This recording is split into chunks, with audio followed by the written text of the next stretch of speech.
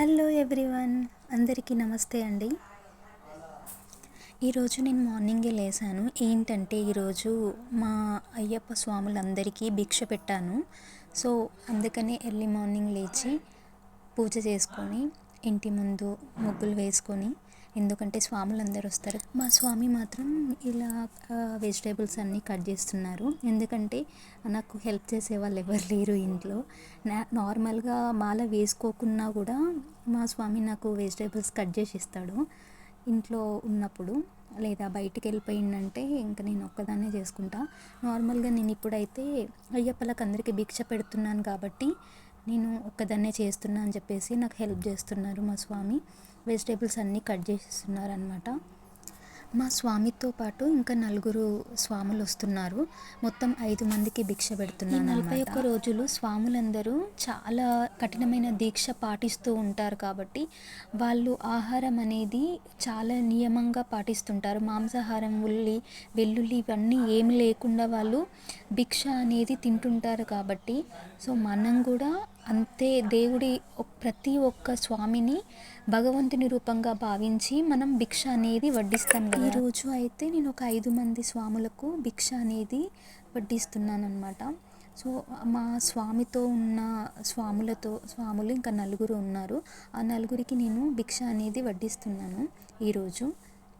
మా స్వామితో పాటు ఇంకా నలుగురు స్వాములకి భిక్ష అనేది వడ్డిస్తున్నాను అనమాట. అయితే కంపల్సరీ భిక్ష పెట్టాలి అని అంటే ఒక నలుగురికైనా పెట్టాలంటే, ఎందుకంటే మన స్వామితో కలిపి ఇంకో నలుగురికి మొత్తం కలిపి ఒక 5గురికన్నా భిక్ష అనేది పెట్టాలి. అయితే నార్మల్గా ఇంకా వాళ్ళకు తోచినట్టు ఇంకా ఎంతమందికి పెట్టుకున్నా అది పుణ్యమే కదండి. కాకపోతే నాకు వీలైనంత వరకు నేను ఒక నలుగురికి పెడదామని చెప్పేసి పెట్టానండి నేను. ఈరోజు మా స్వాములకి నేను చేసిన వంటకాలు ఏంటంటే పులిహోర, తోటకూర పప్పు, సేమియా పాయసం, మెంతం కూర, చిక్కుడుగాయ, టమాటా పచ్చడి, పెరుగు, సాంబార్ ఇవన్నీ చేశానండి నేను ఈరోజు. అయితే నేను ఒక్కదాన్నే చేయలేదు, మా స్వామి కూడా హెల్ప్ చేసిండు నాకు. ఎందుకంటే ఇవన్నీ చేయాలంటే ఫాస్ట్గా అయిపోవాలి.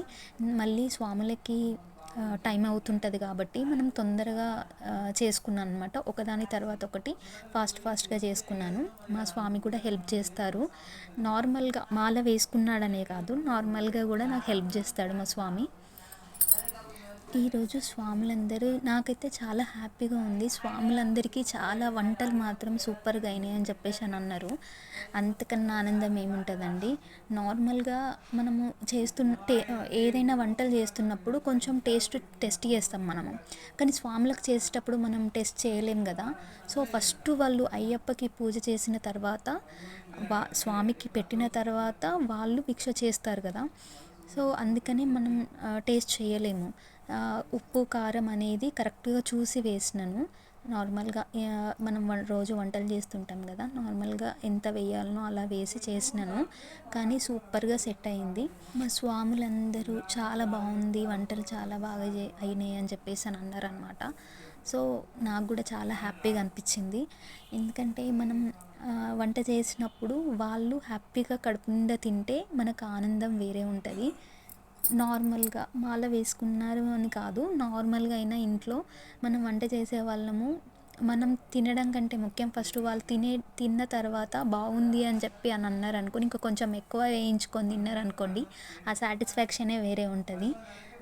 అయితే మేము ఈరోజే భిక్ష పెట్టుకోవడానికి కారణం ఏంటంటే రేపు ఎల్లుండి తర్వాత అంటే ఈరోజు 6th కాబట్టి 7th 8th రోజు వేరే స్వాములు పెడుతున్నారనమాట భిక్ష.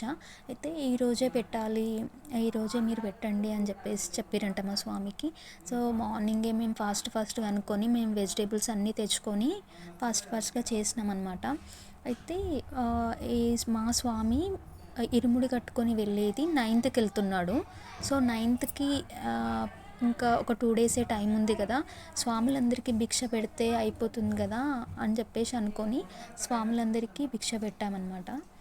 ఇంకా పాయసం ఫస్ట్ స్టార్ట్ చేసింది నేను పాయసంతో స్టార్ట్ చేసినండి. తర్వాత ఒక పక్కన టమాటా పచ్చడికి టమాటాలు కట్ చేసి కొంచెం టమాటాలు ఉడికించాను అనమాట. అయితే నైన్త్కి ఇరుముడి కట్టుకొని వెళ్తున్నాడు కదా. యాక్చువల్గా అక్కడ కేరళలో ఉండే సిచ్యువేషన్ని బట్టి ఈ ఇది థర్డ్ టైం అనమాట మా స్వామి గంట స్వామి. ఇది మూడోసారి మా స్వామి మాల వేసుకోవడము. సో నాకు ఆ 2 సార్లు వేసుకున్నప్పుడు ఏమనిపించలేదు, కానీ మూడోసారి ఇది అక్కడ కేరళలో ఉన్న సిచ్యువేషన్ ఎలా ఉందో మనం అన్నీ ఇక్కడ చూస్తున్నాం కదా. సో ఇవన్నీ చూస్తుంటే భయంగా ఉందన్నమాట.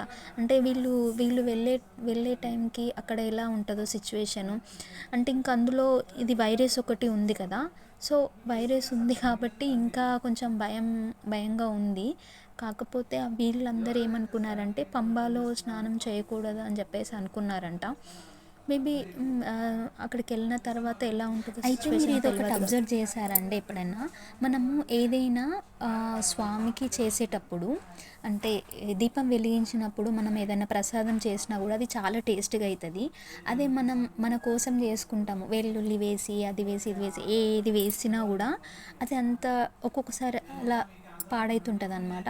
కానీ మనం దేవుడి కోసం చేసినప్పుడు అది వెల్లుల్లి వేయకపోయినా కూడా ఈరోజు కర్రీస్ మాత్రం చాలా టేస్ట్గా అయినాయి. అసలు నాకు చాలా బాగా అనిపించింది. మా స్వాములందరూ బాగున్నాయి స్వామి, వంటలు చాలా బాగా చేసినావు అని చెప్పేసానంటే నాకు చాలా బాగా అనిపించింది. పూజ కంప్లీట్ అయ్యిందండి. స్వాములు భిక్షకి కూర్చున్నారనమాట. స్వాములకు అందరికీ నేను వడ్డించి మళ్ళీ నేను ఇటు సైడ్ నిల్చున్నాను. స్వాములకు వడ్డించేటప్పుడు నన్ను వీడియో తీసేవాళ్ళు ఎవరూ లేరు. సో అందుకని అప్పుడు వీడియో తీయలేకపోయినా అనమాట. సో ఇప్పుడు వడ్డించిన తర్వాత నేను ఇటు సైడ్ వచ్చి నేనే వీడియో తీసానమాట. మా స్వామికి ఆల్రెడీ దేవుడి దగ్గర ప్రసాదంగా పెడతాం కదా, మా స్వామికి ఆల్రెడీ అది ఉన్నది. అది కూర్చొని మా స్వామి తింటున్నారు. ఏంటంటే ఇలా స్వాములు భిక్ష చేస్తున్నప్పుడు నేను తీయొచ్చా స్వామి, వీడియో తీసుకోవచ్చా అని అడిగినాక నేను తీసుకున్నాను అనమాట. ఎందుకంటే అందరికీ నచ్చదు కదా స్వామి భిక్ష పెట్టేటప్పుడు వీడియో తీయడం కూడా అందరికీ నచ్చదు. సో నేను వాళ్ళ పర్మిషన్ తీసుకొని నేను వీడియో తీసిన అనమాట. మా స్వామి మాత్రం ఆల్రెడీ అందరికీ నేను వడ్డించిన తర్వాత మళ్ళీ తర్వాత మా స్వామి కూడా కొంచెం వేరే వంటకాలు కూడా వడ్డించిన తర్వాత మా స్వామి కూర్చున్నారు. భిక్ష అయిపోయిన తర్వాత మా బావస్వామి అంటే మా స్వామి వాళ్ళ అన్నయ్య అనమాట. తను ఫస్ట్ టైం వేసుకున్నాడు కన్యస్వామి అంటే అయ్యప్పకి చాలా ఇష్టం అని తెలుసు కదా స్వామి. సో అందుకని గురుస్వామి వాళ్ళు అందరూ ఉండి మాకు కాదు స్వామి కన్యస్వామికి చెయ్యి కడగండి మీరు, చాలా మంచిది అని చెప్పేసి అని అన్నారు. అందుకనే నేను మా బావస్వామికి చెయ్యి తిన్న తర్వాత చెయ్యి కడిగి అలా తూర్చిన అనమాట. నాకు కూడా తెలీదు, ఫస్ట్ టైం అనమాట. నేను ఎప్పుడు చూడలేదు, వినలేదు కూడా. నేను మా స్వామి ఫస్ట్ టైం వేసుకొని ఇంటికి వచ్చారు కాబట్టి భిక్షకి, సో చెయ్యి కడిగి అలా తూర్చానమాట.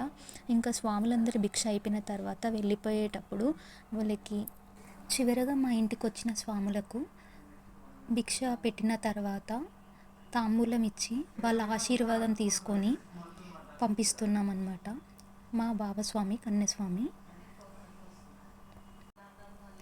మా స్వామి కూడా కాళ్ళు మొక్కుతున్నారన్నమాట.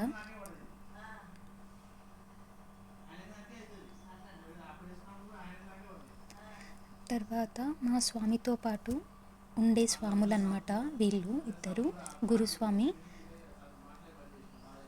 వీళ్ళు అందరూ మా స్వామితో పాటు ఇరుముడి కట్టుకొని వెళ్తున్నారనమాట. మా బావస్వామి తప్పించి మిగతా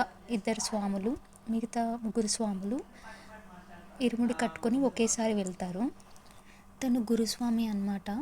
అందరికంటే చాలాసార్లు వేసుకున్న స్వామి మాల. సో గురుస్వామి కాళ్ళు కూడా మొక్కుతున్నాము. మా వీడియో మీకు నచ్చినట్టయితే సబ్స్క్రైబ్ చేయండి ప్లీజ్, లైక్ కూడా చేయండి.